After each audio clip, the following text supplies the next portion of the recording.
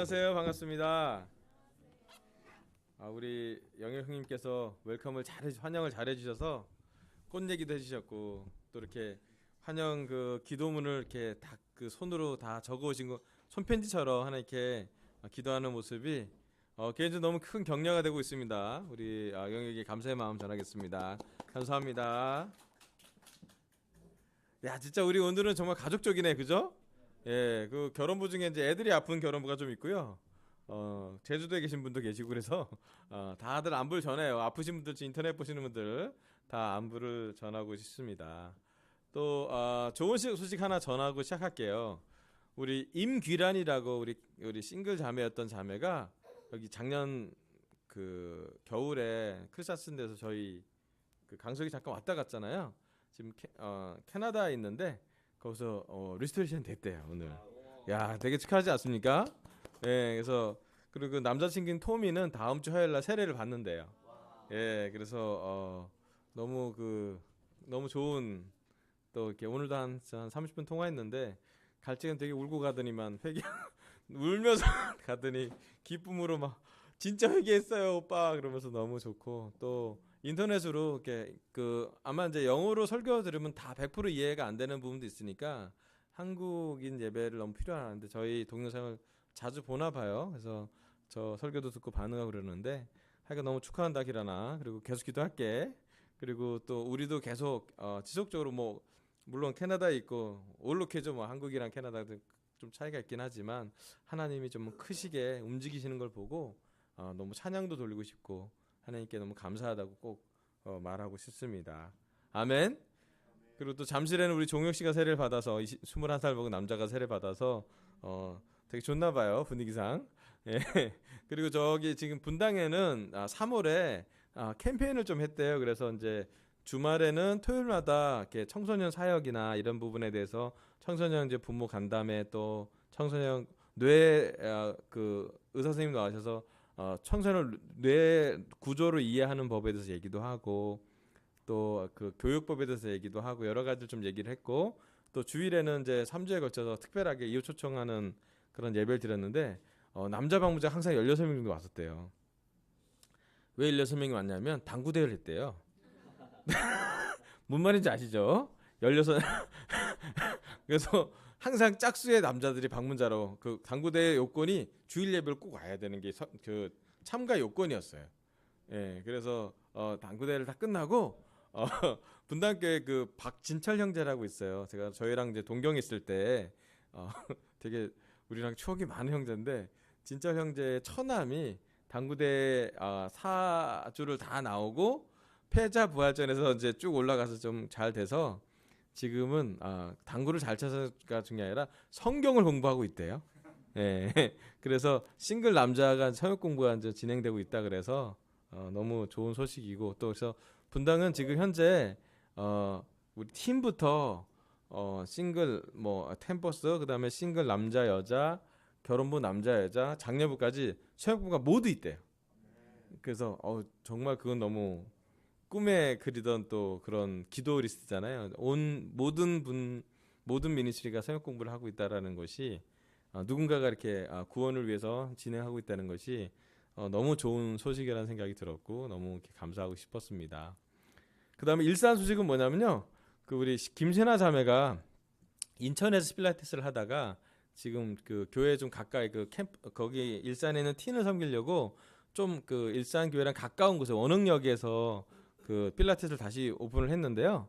사실 되게 뭐 빚도 지고 좀 오픈할 때 쉽지 않았대요. 그까지 그 인천에 그 터를 빼고 이제 원흥까지 가서 뭘 한다는 게 쉽지 않았는데 하나님께 축복을 받아서 한 그 필라테스 회원수가 한 100명 정도 되는 부흥을 누리고 있고 많은 부분 많이 보상 받았다고 그런 걸 보면서 그 하나님 일을 먼저 했을 때 오는 보상이 너무 기쁘다고 좀 소식을 나누는데 그 신하자매가 그렇게 할 수 있는 기회가 된 거는 이제 팀들을 좀 더 가까운 곳에 그러니까 그 부모님이랑 좀 더 가까운 곳에 그 커뮤니티 그 공동체를 더 생각하려고 그렇게 했었는데 되게 잘 되고 있다고 그래서 너무 격려가 됐고 또 참 그 어떤 면에서 신한 자매가 저보다도 좀 나이가 있으신데 그렇게 이렇게 헌신하는 걸 보면서 오히려 너무 이렇게 우리도 잘 알고 있는 자매잖아요. 그래서 너무 큰 격려가 됐다고 생각이 듭니다. 그래서 교회는 참 전체적으로도 많은 좋은 소식들이 있고요. 또 기도할 수 있는 것도 많고 봄이 이렇게 꽃이 피듯이 교회가 점점 좀 더 하나님의 말씀이 점점 더 대담하게 또 담대하게 전달이 되는 것 같습니다. 오늘은 주님의 식탁으로 초대 15번째. 꽤 오래됐죠? 우리 요한복음 16장 13절부터 15절을 보도록 하겠습니다. 요한복음 16장 13절부터 15절 함께 같이 읽어볼게요. 그러나 시작. 그러나 그분 곧 진리의 영이 오시면 그가 너희를 모든 진리 가운데로 인도하실 것이다. 그는 자기 마음대로 말씀하지 않으시고 듣는 것만 일러주실 것이요 앞으로 올 일들을 너희에게 알려주실 것이다. 또 그는 나를 영광되게 하실 것이다. 그가 나의 것을 받아서 너희에게 알려주실 것이기 때문이다. 아버지께서 가지신 것은 다 나의 것이다. 그렇기 때문에 내가 성령이 나의 것을 받아서 너희에게 알려주실 것이라고 말한 것이다. 아멘. 예수님은 마지막 식탁에서, 마지막 만찬에서 식사를 통해 자신이 식사를 하면서 자신에게 주었던 하나님의 말씀을 남김없이 다 제자들한테 표현했고요, 전달했고, 제자들은 그걸 완전히 이해되진 않았지만 그것이 얼마나 중요한 것인지 나중에 더 이해하게 됐지만 결국은 예수님이 떠날 것을 예수님이 표현을 했습니다. 예수님이 얘기했어요. 자기가 떠나고 나면 진리의 영 성령님을 보낼 거라고요. 성령을 보내서 너희가 보호도 받게 되고 인도도 받게 되고 또 그가 진리의 영으로 미래의 어떤 한 상황이 돼서 성령님이 인도해 줄 거라고 얘기를 했어요. 사실은 요한복음 10장에서 예수님이 제자들의 발을 닦아주면서 했던 그 주님의 만찬의 식사가 이제 16장쯤 가면 이제 약간 어떻게 보면 이제 클라이막스로 가고 있어요. 그래서 사실은 오늘 말씀이랑 다음 주 주일 말씀이 되면 이제 주님의 식탁으로의 초대 말씀이 끝납니다. 다음에 16장 마지막 구절을 쓰면서 끝날 것 같고요. 오늘은 이제 15번째 주님의 식탁의 주제가 근심이 기쁨으로 변할 것이다 라는 주제로 말씀을 준비했습니다. 요한복음 16장 16절부터 24절까지 제가 한번 읽어볼 테니까 여러분 잘 들어주면 좋겠습니다. 16장 16절부터 24절입니다. 조금 있으면 너희는 나를 보지 못할 것이다. 그러나 또 조금 있으면 나를 볼 것이다. 그의 제자 가운데서 몇몇이 서로에게 말하였다. 그가 우리에게 조금 있으면 나를 보지 못하게 되고 또 조금 있으면 나를 볼 것이다 하신 말씀이나 내가 아버지께로 가기 때문에 라고 하신 말씀은 무슨 뜻일까? 그들이 말하기를 도대체 조금 있으면이라는 말씀이 무슨 뜻일까? 우리는 그가 무엇을 말씀하시는지 모르겠다 하였다. 예수께서는 제자들이 자기에게 물어보고 싶어하는 마음을 아시고 그들에게 말씀하셨다. 내가 조금 있으면 너희가 나를 보지 못하게 되고 또 조금 있으면 나를 볼 것이다 한 말을 가지고 서로 논의하느냐. 내가 진정으로 너희에게 말한다. 너희는 울며 애통하겠으나 세상은 기뻐할 것이다. 그러나 너희가 근심에 쌓여도 그 근심이 기쁨으로 변할 것이다. 여자가 해산할 때에는 근심에 잠긴다. 진통할 때가 왔기 때문이다. 그러나 아이를 낳으면 사람이 세상에 태어났다는 기쁨 때문에 그 고통을 더 이상 기억하지 않는다. 이와 같이 지금 너희가 근심에 쌓여 있지만 내가 다시 너희를 볼 때에는 너희의 마음이 기쁠 것이며 그 기쁨을 너희에게서 빼앗을 사람은 없을 것이다. 그날에는 너희가 나에게 아무것도 묻지 않을 것이다. 내가 진정으로 너에게 말한다. 너희가 아버지께 구하는 것은 무엇이나 아버지께서 내 이름으로 주실 것이다. 지금까지는 너희가 아무것도 내 이름으로 구하지 않았다. 구하여라. 그러면 받을 것이다. 그래서 너희의 기쁨이 넘치게 될 것이다. 아멘. 예수님이 그 16장의 16절부터 24절의 중심으로 된 한 단락의 주제는 근심이 기쁨으로 변할 것이다라고 마지막 식탁에서 얘기하신 거예요. 제자들은 예수님이 했던 말을 다 이해하지 않았던 듯합니다. 마지막 식사를 하는 중에서도 완벽히 예수님의 말씀이 무엇인지를 이해되진 않았던 것 같아요. 특별히 이 대목 조금 있으면 이라는 말 때문에 더 헷갈립니다. 조금 있으면 보고 또 조금 있으면 못 본다는 얘기가 무슨 말일까라고 제자들이 고민했어요. 그래서 예수님이 그 고민에 대해서 이렇게 잘 설명을 했습니다. 여러분 조금 있으면 무슨 말인지 아시죠? 우리는 무슨 말인가요? 진짜 조금 있으면 십자가에 돌아가시죠, 그죠? 그리고 조금 3일 후에 조금만 더 있으면 어떻게 돼요? 부활하시죠?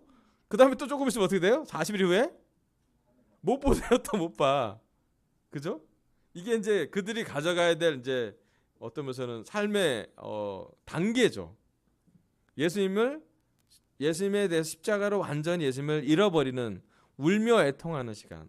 여기서 이제 울며 애통하는 원어가 뭐냐면 마음 깊이서 나오는 슬픔이라고 표현해요. 그러니까 누가 돌아가실 때 오는 그런 그 가족이 돌아갔을 때 왔을 때 오는 그런 그 마음 깊숙한 곳에 오는 그 눈물이 바로 애통한다라는 표현이에요. 사실은 되게 쉽지 않은 시간을 얘기합니다. 세상은 기뻐할 거고 제자들은 애통할 거라고 그때 얘기해요. 언제? 예수님 십자가에 돌아가실 때.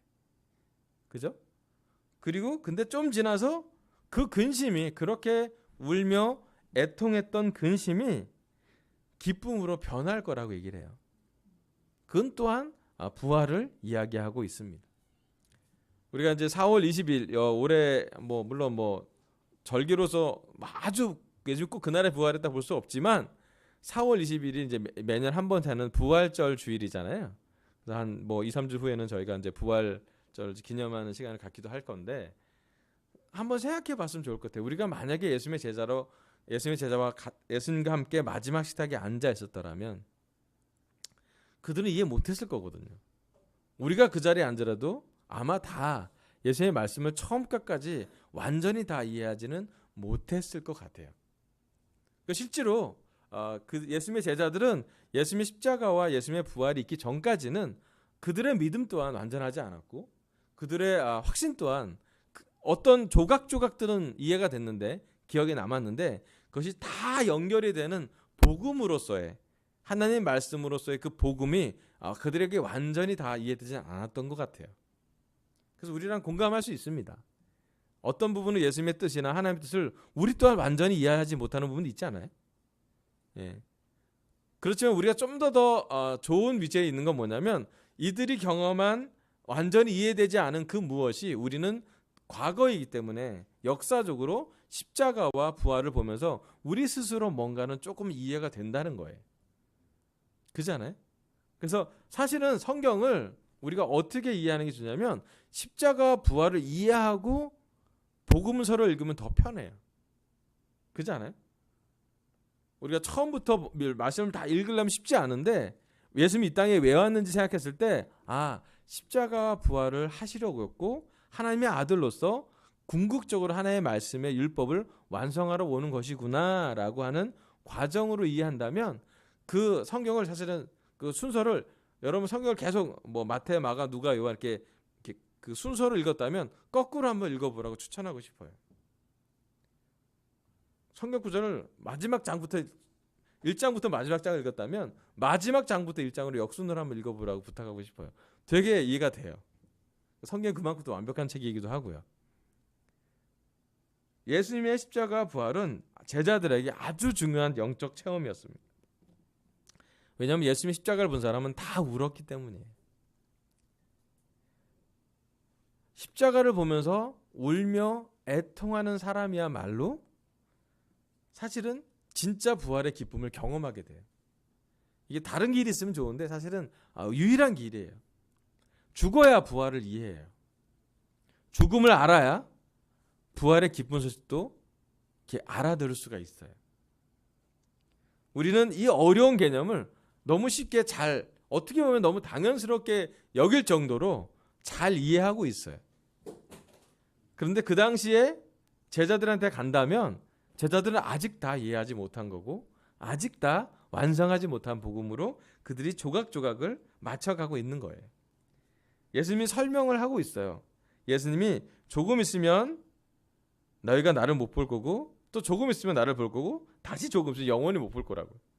그리고 나서 거의 봤던 처지처럼 성령님이 내려와서 너희들을 인도하실 거라고 그랬고 사실은 그것이 복음서의 마지막이고 사도행전의 시작이기도 합니다. 결국 성령님이 오순절에 정말로 모든 사도들에게 다 나타나고 교회가 3,000명이나 세례를 받고 말씀이 담대하게 펴지고 박해도 많았고 기적도 많았고요. 또 기적이 거의 다 되면서 성경이 다 완성되는 그런 과정을 그들의 역사적으로 보고 있습니다.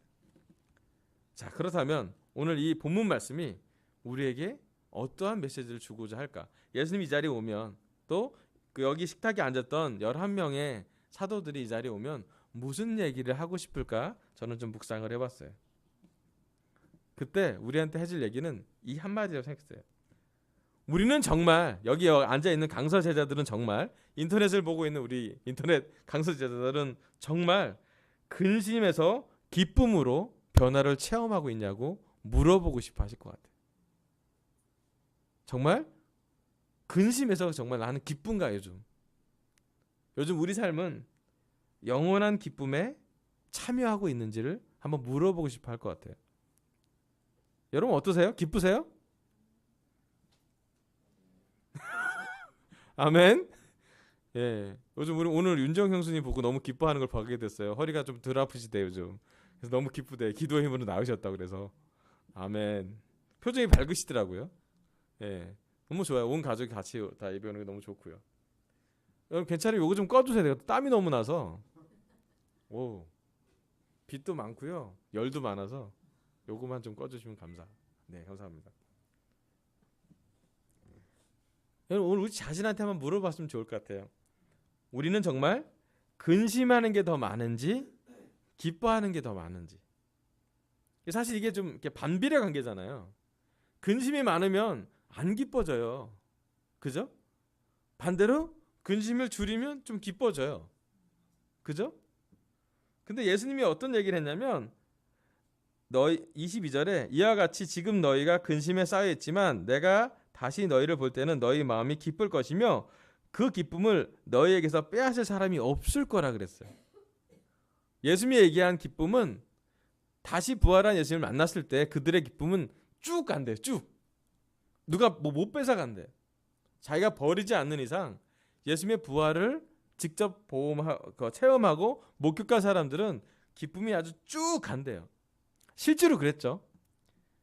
부활을 경험한 제자들은 어떠한 박해가 오던 아주 모진 고난과 고문과 감옥 투옥과 여러 가지 어려움 속에도 그들의 기쁨은 이렇게 말하지 않을 수가 없었어요. 그잖아요. 영화 바울이라는 걸 보면 그 바울에서 나왔던 그 바돌로메라는 그 사도가 그래요. 어떻게 말 안 하고 살아? 내가 예수님을 봤는데 어떻게 부활을 봤는데 어떻게 내가 평생 거짓말로 살 수 있어? 내가 어떻게 평생 두려워할 수 있어? 내가 이런 감옥에 있는 것 때문에 말씀이 멈춰질 거라고 그렇게 생각하지 않아. 그의 확신이 나오는 장면이 나와요.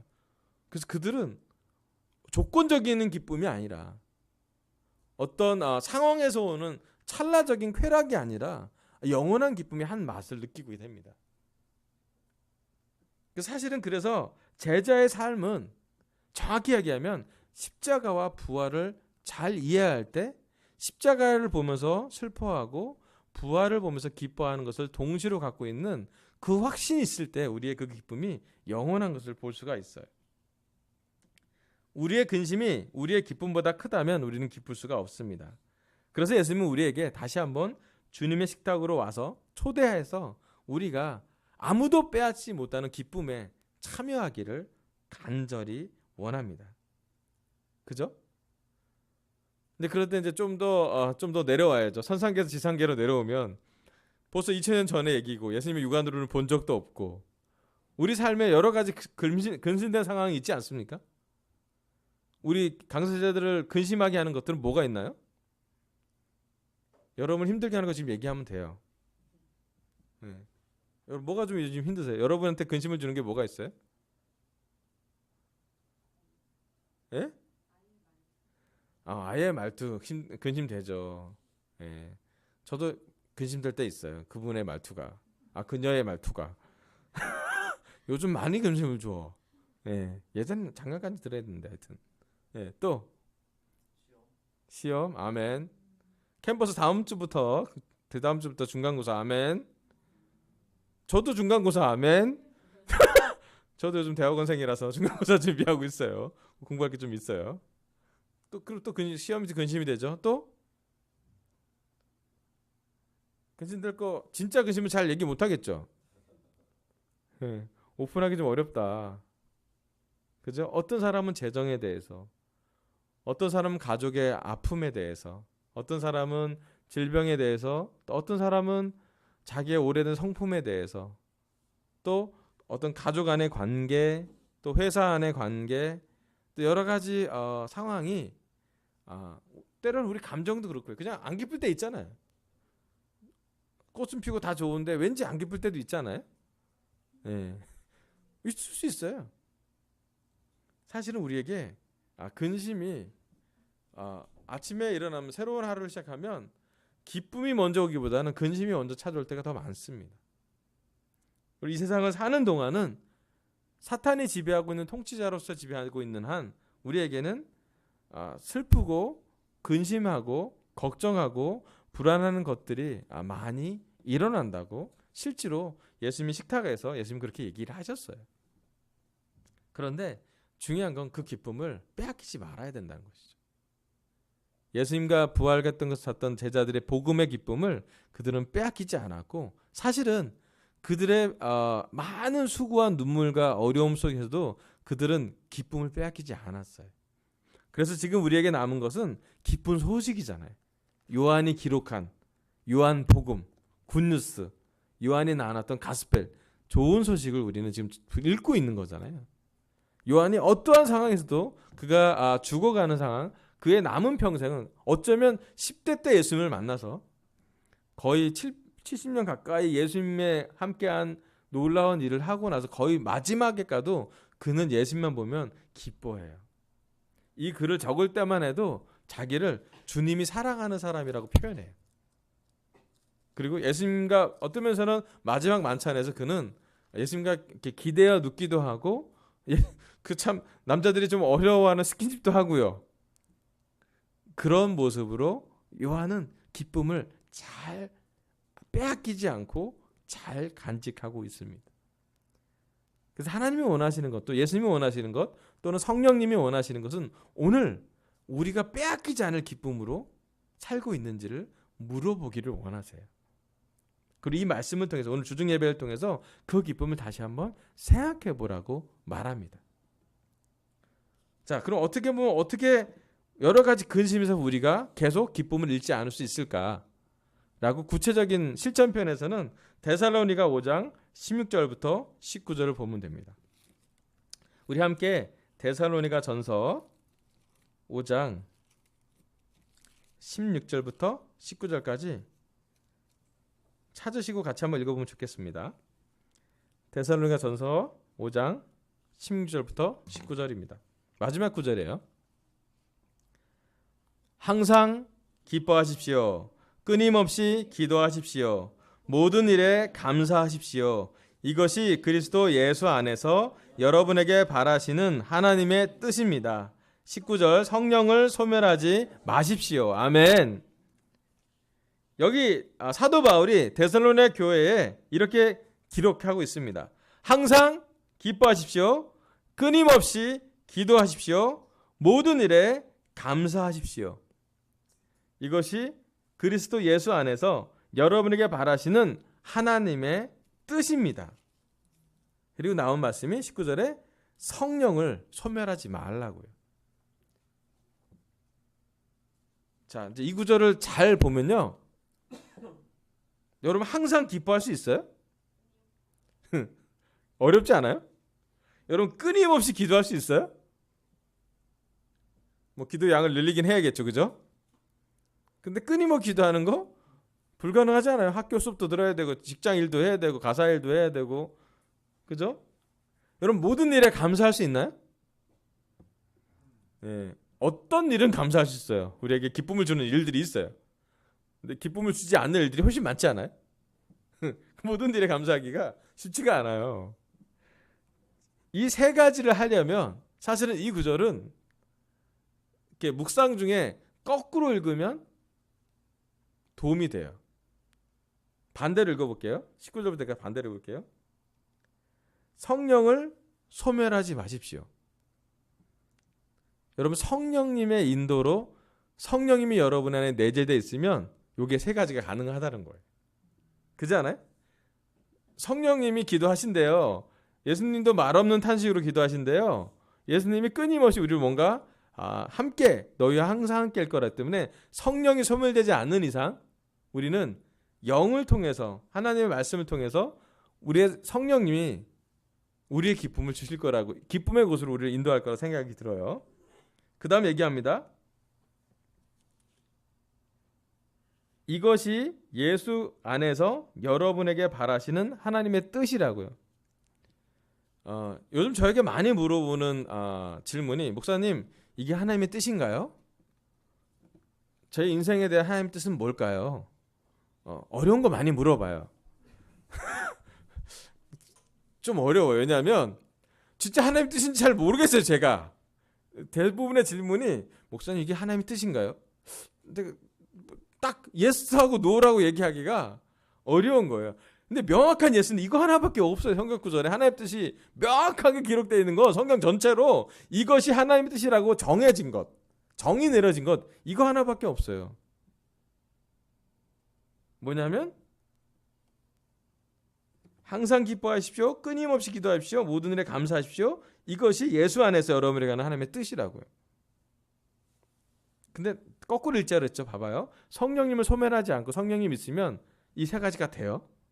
그리고 하나님의 뜻이 명확해져요. 언제 명확해지냐면 모든 일에 감사할 때 하나님의 뜻을 확실하게 알 수 있어요.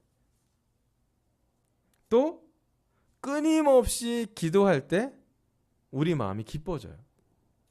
그렇지 않아요? 참 신기한 게 뭐냐면 기도하고 나면 우리가 좀 기도 중에 하나님께 맡기게 되고 하나님을 부르게 되고 하나님에게 집중하게 되고 내 상황에서 잠깐 떠나서 내 근심에서 잠깐 떠나서 하나님께 뭔가를 맡길 수가 있잖아요. 그죠? 기도하고 나면 여러분 슬퍼지나요? 대부분 기도하고 나면 기뻐져요. 기도하고 나면 깨달음이 오고요. 기도하고 나면 안도감이 오고요. 기도하고 나면 믿음이 좀 생겨요. 아멘. 여기 오늘 앉아 계신 오늘 기도하셨죠? 아멘. 여러분 매일 기도하시지 않나요? 네. 근데 하나님이 예수님이 원하는 건 끊임없이 기도할 정도로 기도를 자주 한번 해보세요. 회사 갈 때 기도하시고요. 쉬는 시간에 기도하시고요. 밥 먹을 때 기도하시고요. 점심시간 점심 끝나고 잠깐 산책하시면 기도하고요. 가정에서 설거지하면서 기도하시고요. 찬양하시고요. 기도의 다른 모습도 찬양이니까 뭔가를 계속 해보세요. 말씀을 계속 외워보려고 노력하고 지속적으로 기도해보려고 기도의 양을 좀 늘려보세요. 그리고 주위 사람들의 기도를 좀 부탁해보세요. 나를 위해서 기도해달라고. 이게 좀 필요하다고. 그러면 기도가 더 많아지고 기도가 더 자주 일어나고 기도를 더 깊게 하고 기도하고 정말 하나님께 기도하는 말을 자기가 잘 들으면 심지어 우리의 기도를 소리를 내서 하늘을 보고 또 꽃을 보고 또는 우리의 작은 골방에서라도 누가 듣지 않아도 내 기도 소리를 내가 듣잖아요. 기뻐져요. 저는 대부분 기도하기 전에는 좀 어렵다가 기도하고 나면 좀 나아져요. 여러분도 그러실걸요 아마? 저는 기도하기 전에는 막 마음이 막 이러 복잡 저러 복잡 분산되고 거의 마르다 수준이죠. 쟤는 왜 이렇게 쉬는지 말해서. 근데 기도하고 나면 마리아로 잠깐 복귀되잖아요. 잠깐이라도. 다시 또 마르다로 금방 가긴 하지만 그래도 우리가 어디에 집중해야 될지를 예수님이 얘기했어요. 요한복음 16장의 24절 보면 너희가 지금까지는 너희가 아무것도 내 이름으로 구하지 않았다. 구하여라 그러면 받을 것이다. 그래서 너희 기쁨이 넘치게 될 거라 그랬어요. 예수님이 기쁨이 넘치게 될 때는 예수님한테 뭔가 구하고 예수님께 울부짖고 예수님과 기도하는 시간이 돼야 그 나머지가 기뻐진다라고 예수님은 가르쳐 줬어요. 실제로 그랬어요. 제자들이 예수님이 떠나도 그들의 기도 시간을 타협하지 않았어요. 그들은 기도할 때 하나님을 불렀고 마지막엔 예수님의 이름으로 기도했고요. 기도하는 과정 중에 성령님을 늘 느껴요. 사도행전에 보면 그들이 기도 중에 성령님을 느끼는 장면이 너무 많이 나와요. 그죠? 그들이 기도할 때 막 두려워서 막 사도 베드로가 감옥에 있을 때 그들이 막 기도했을 때 성령님을 느끼는 이유는 뭐냐면 기도 중에 하나님이 성령을 보내주셨거든요. 그래서 사도행전은 성령행전이라고 하고요. 기도행전이라고 하기도 해요.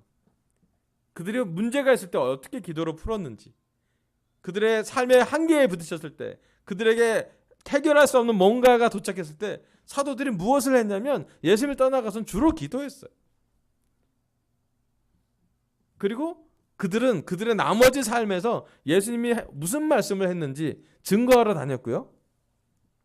그 증거한 게 되게 많았겠죠. 비유도 많았고 설교도 많았고 하늘나라가 이런 거야 라고 얘기한 것도 많았고 개인적으로 설명한 것도 많았고요. 제자들은 그 모든 것을 이 책으로 기록한 게 아니라 자기 마음에 하나씩 하나씩 잊지 못할 충격적인 사건으로 알알이 다 복음으로 자기 마음에 다 기록해 놓았던 것 같아요. 여러분 오늘 시간 이 말씀 데살로니가 전서 5장 16절부터 19절 말씀은 우리가 다 아는 말씀이에요. 그렇지 않아요? 새롭지 않아요 사실은. 그런데 중요한 건 우리 마음에 새겨 있다면 또 이 말씀은 우리를 실천했다면 늘 기도하려고 노력했고 모든 일에 감사하려고 노력하고 항상 기뻐하려고 노력했다면 또 그렇게 하도록 성령님이 인도했을 거고요. 그것이 명확하게 하나님의 뜻인 것을 우리가 이해할 때 또 하나님의 뜻인 걸 우리가 좀 순종할 때 하나님은 우리에게 큰 기쁨을 아무에게도 빼앗기지 않은 기쁨을 주실 거라고 믿습니다. 아멘. 그래서 여러분 이 시간은 다른 것보다 결국은 기도하는 시간을 또 기도하는 정말 예수 믿게 기도하려고 하는 사도행전적인 기도를 배우시는 시간이 되시면 좋겠어요. 오늘 하나님이 저에게 말씀을 줬던 거는 주님의 식탁으로의 초대 15번째 너의 근심이 기쁨으로 변할 것이라 그랬어요. 분명히 십자가에는 슬프지만 근심하지만 부활에는 기쁨으로 변할 거라고 얘기했어요. 첫 번째 예수님의 십자가를 보고 슬퍼하고 부활을 보고 기뻐하기로 결정했으면 좋겠습니다. 끊임없이 좀 더 깊게 또는 좀 더 다른 각도로 십자가와 부활을 이해하려고 노력했으면 좋겠습니다. 아멘. 두 번째로요.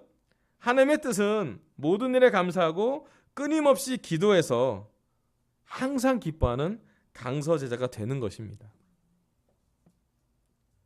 여러분 삶에 근심이 많으면 부탁하고 싶어요. 그 근심을 기도의 땔감으로 쓰십시오. 땔감이 막 집에 쌓여있다면 여러분 좋아하시고 그거 빨리 불로 태우세요. 그럼 따뜻해지고요. 훈훈해지고요. 여러분 마음이 뜨거워집니다. 여러분 불안해지면 기도하세요. 여러분 죄지면 기도하세요. 여러분 필요가 있으면 기도하세요. 울부짖으세요. 아들이 딸이 우리 마음을 힘들게 하면 그 딸을 위해서 기도하세요. 화내지 마시고. 우리 집에 돈이 없으면 기도하세요. 돈의 주인이 사탄이 아니라 하나님을 알려달라고 이야기하세요. 내가 뭔가 지혜가 부족하다면 시험공부가 가까이 오는 캠퍼스라면 공부하게끔 잡생각이 안 나게끔 기도하세요. 집중해야지 뭐 어떡할 거야. 그죠? 교회가 필요가 있다면 기도하세요. 그리고 기뻐하세요. 기도하고 나서는 하나님께 맡기세요. 기도하고 나서는 하나님의 뜻이 무엇인지를 기다리세요. 또 기도하고 나서는요. 모든 일에 그냥 감사하세요. 좋은 일도 감사하시고요. 아멘. 힘든 일도 감사하세요. 그게 어떤 좋은 일이 될지 몰라요. 사실은. 우리 잘 이해 못해요. 사실은. 지금 이 식탁 위에 있는 12명의 제자처럼 11명의 제자처럼 무슨 말인지 잘 알지 못해요. 그냥 기도하다가 깨닫는 거예요. 아 이렇구나. 아 한계가 오면 사도행전에서 나왔던 한계가 오면 아 이렇게 기도하다가 아 이렇게 인도하시는구나. 그 기도하는 거 그 사람들한테 통치자들한테 어떻게 대화할지 모를 때 성령님이 그 가는 과정에 법정에 가는 과정에 감옥에 가는 과정에 그때 성령님이 일러준다고 그랬잖아요. 전혀 준비할 것도 없어요. 준비도 잘 안 돼요, 사실은. 그냥 오늘 강서 제자가 할 것, 강서 우리 모두가 해야 될 거고 하고 싶은 것 중에 하나는 하나님께 기도하고 찬양하고 하나님과 연결된 시간, 예수님과 연결된 시간은, 즉 성령님이 우리에게 활동할 수 있는 시간을 충분히 갖기로 결정하면 좋겠습니다. 좀 더 날씨가 풀리면서 우리 생활이 바빠질 수도 있고 야외 활동을 할 수도 있고 회사에서도 책임을 안고 가정에서도 여러 가지 일이 있겠지만 하나님의 뜻은요, 우리가 항상 기뻐하는 거고요, 끊임없이 기도하는 거고요, 모든 일에 감사하는 거예요. 여러분, 그것으로 우리의 남은 일주일을 보내고 그 다음에 다음 주일날은 기쁘게, 기쁨이 빼앗기지 않은 상태에서 함께 예배를 드리면 좋겠고요. 이상으로 설교를 마치겠습니다. 감사합니다. 아멘.